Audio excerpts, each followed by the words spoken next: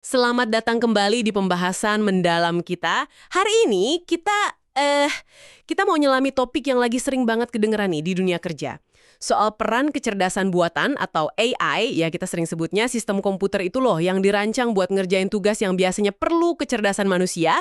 Nah, perannya di bidang sumber daya manusia atau SDM lah gampangnya.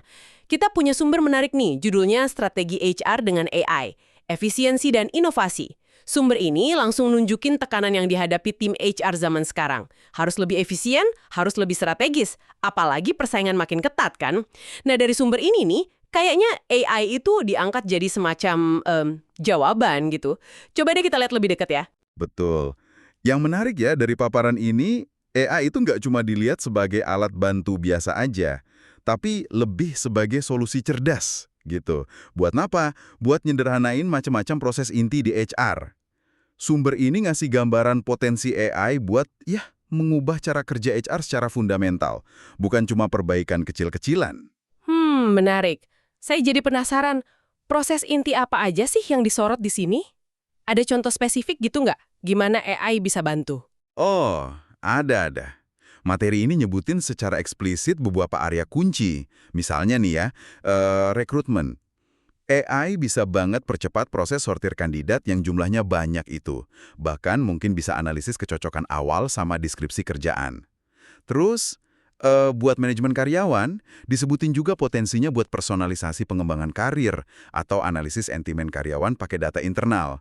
Dan yang penting juga, AI disebut bisa bantu HR ambil keputusan yang lebih pakai data. Jadi nggak cuma feeling atau intuisi aja. Wah, kedengerannya oke banget ya. Tapi kalau potensinya segede itu, apa udah dipakai luas gitu? Nah ini nih bagian yang bikin saya agak penasaran dari materi ini. Nah, Anda nangkep poin pentingnya nih. Sumber ini memang bilang ada semacam kesenjangan gitu. Gap lah ya. Di satu sisi, potensinya teknologi AI ini kan gede banget, tapi di sisi lain, kenyataannya di lapangan, ya belum semua praktisi HR benar-benar maksimalin alat ini. Kayak ada semacam hambatan gitu antara janji teknologi sama penerapan sehari-harinya. Kenapa ya bisa ada kesenjangan itu? Sumbernya ngasih petunjuk nggak? Saya tadi sekilas nangkep ada singgungan soal kesiapan orang HR-nya sendiri. Tepat sekali. Sumber ini menggarisbawahi banget kebutuhan mendesak buat para profesional HR. Apa kebutuhannya? Ya tingkatkan yang namanya keterampilan digital. Dan ini bukan cuma soal bisa pakai software baru loh ya, tapi lebih ke pemahaman analitis, strategis, gimana manfaatin data dan teknologi kayak AI. Kalau kita lihat lebih luas lagi, ini kan tantangan adaptasi di banyak profesi ya sebenarnya.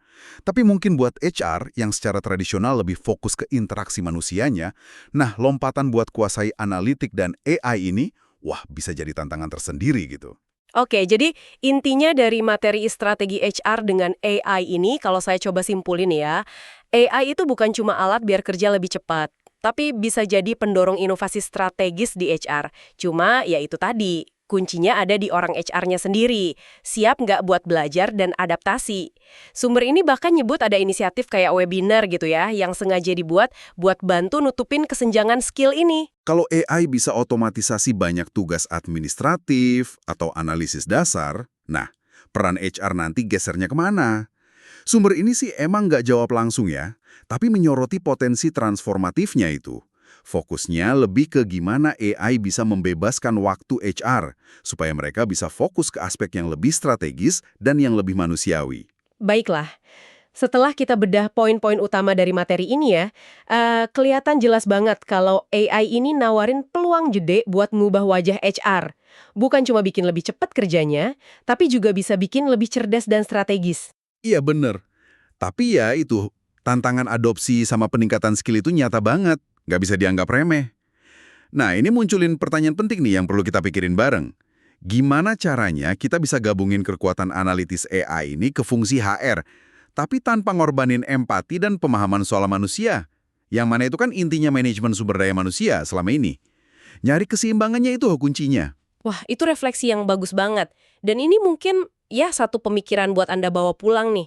Kalau AI emang ngambil alih banyak tugas analisis data dan administrasi di HR, kayak yang disiratkan sumber ini tadi, kira-kira gimana persisnya peran seorang profesional HR bakal kelihatan beda, katakanlah 5 atau 10 tahun lagi. Apa fokusnya bakal lebih ke strategi talenta, budaya organisasi, atau justru aspek sentuhan manusia yang mesin nggak bisa gantiin? Sesuatu buat direnungkan bersama ya.